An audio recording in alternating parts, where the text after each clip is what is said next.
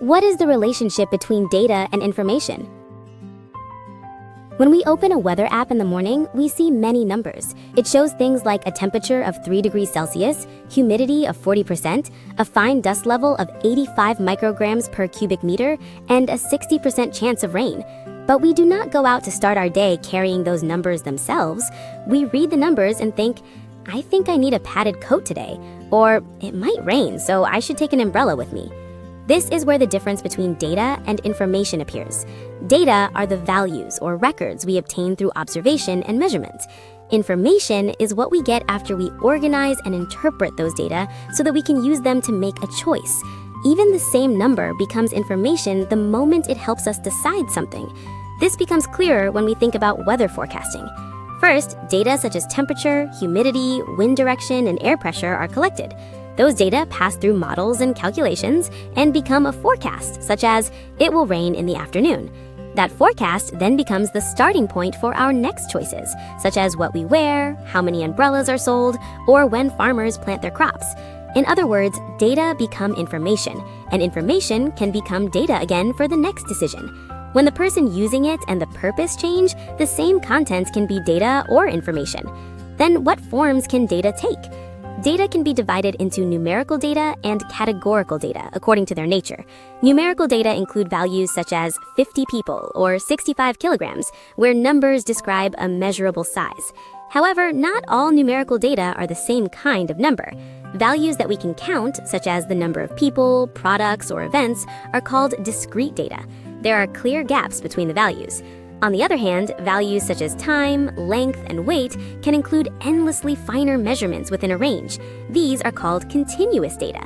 There is no break between the values. Both types are expressed with numbers, but it helps to remember that some numbers count while others measure. When we understand this difference, we can understand data much more accurately. Categorical data include things such as blood type, gender, grade level, place of residence, and preferences. They are divided into categories. But even here, not all categories are the same. When there is no order between the categories, such as blood type or hometown, they are called nominal data. We cannot say that blood type A is bigger than type B, or that New York City is higher than London. On the other hand, when the categories have an order, such as satisfaction levels, ratings, or age groups, they are called ordinal data. Very good, good, average, poor clearly follows an order, and teens, 20s, 30s also has a clear sequence. We often attach numbers to categorical data. For example, labeling male as 1 and female as 2 can make organizing easier. However, we should not add or subtract those numbers as if they were numerical data. Those numbers are only labels, and they often do not represent size. These days, we also divide data according to how they are stored. Data with fixed spaces, like a table, which are easy to search, count, and update, are called structured data. In contrast, data such as text, photos, audio, and video do not have a consistent form and are called unstructured data. Unstructured data can be harder to handle, but that does not mean they cannot be analyzed.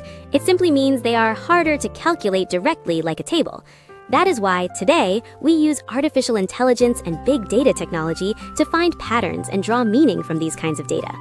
However, there is one important thing we must remember. Information does not come from any data. Rumors or guesses might sound believable, but if the supporting data are unclear, it is difficult to call them information. Information fundamentally requires accuracy and reliability. Information also has different characteristics. Some information, such as earthquake alerts or typhoon warnings, becomes more valuable the more widely and quickly it spreads. This type of information has public value. Other information, such as stock investments or competitive strategies, becomes more valuable when fewer people have it first. This type of information has scarcity. The same information can look completely different depending on its purpose. That is why sometimes we need to think about ethics and rules as well. The value of information also does not stay the same forever. As time passes, its value often fades. Yesterday's traffic information or last month's price information rarely guides the decisions we make today. That is why good information needs not only accuracy and reliability, but also timeliness.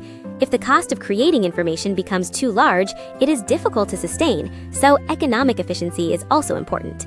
Information should also be useful in many different situations rather than being used only once. For that reason, usability is important as well. Good information is not simply something that is correct. It is something we can use at the moment we need it. Data are traces of our observations of the world.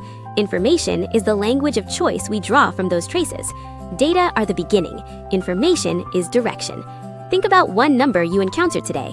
Is that number simply staying as a record, or is it becoming information that guides your choices?